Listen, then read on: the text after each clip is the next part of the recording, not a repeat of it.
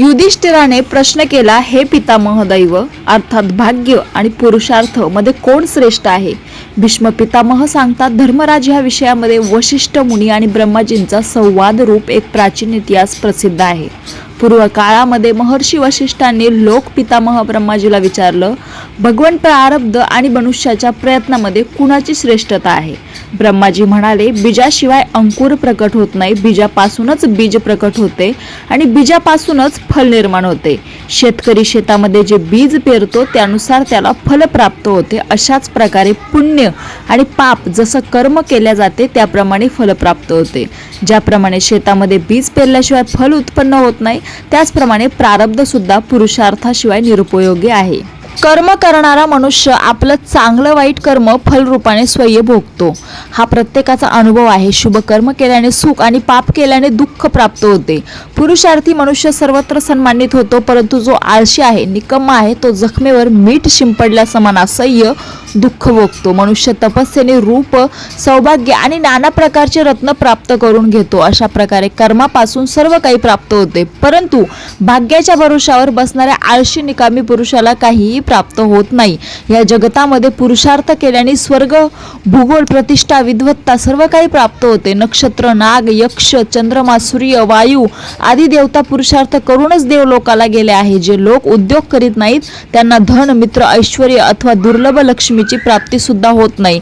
कंजूस, नपुंसक, उद्योगहीन, कामचोर तथा शौर्य आणि तपस्याहीन पुरुषाला धन भेटत नाही. जो पुरुषार्थ न करता केवळ दैवाच्या भरोशावर बसलेला राहतो, तो नपुंसक पती असणाऱ्या स्त्री समान व्यर्थ दुःख झेलतो.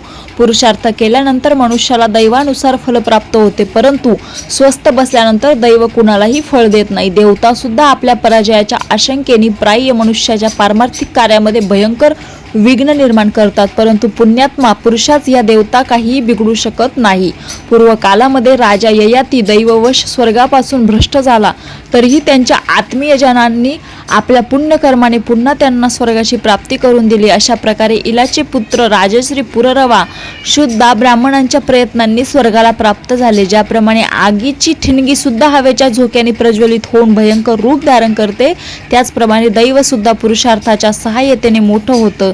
ज्या प्रकारे तेल समाप्त झाल्यानंतर दीपक विझतो, त्याच प्रकारे कर्माचा नाश होण्याने दैव सुद्धा नष्ट होते. निकम्मा, आळशी पुरुष फार मोठ्या धनाचं भांडार, तऱ्हेतऱ्हेचे भोग आणि स्त्रियांना प्राप्त करूनही त्याचा उपभोग घेऊ शकत नाही.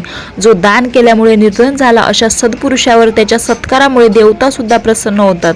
म्हणून त्याचं घर मनुष्य लोकापेक्षा श्रेष्ठ देवलोकासमान बनतं. परंतु जिथे दान दिल्या जात नाही, ते घर जरी अनंत समृद्धीने भरलेलं असेल तरीही देवतांच्या दृष्टीने स्मशानासमान ठरतं. जगतामध्ये उद्योगहीन मनुष्य फळतं, फुलत नाही असं दिसतं. दैवामध्ये एवढी ताकद नाही की ते कुमार्गामध्ये पडलेल्या पुरुषाला सन्मानगारावर घेऊन जाईल.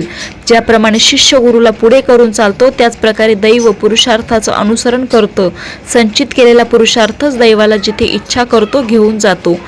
विशिष्ट महाराज, अशा प्रकारे मी सदैव पुरुषार्थाच्या फळाला पाहूनच हे सर्व सांगितलं. रामकृष्ण हरी.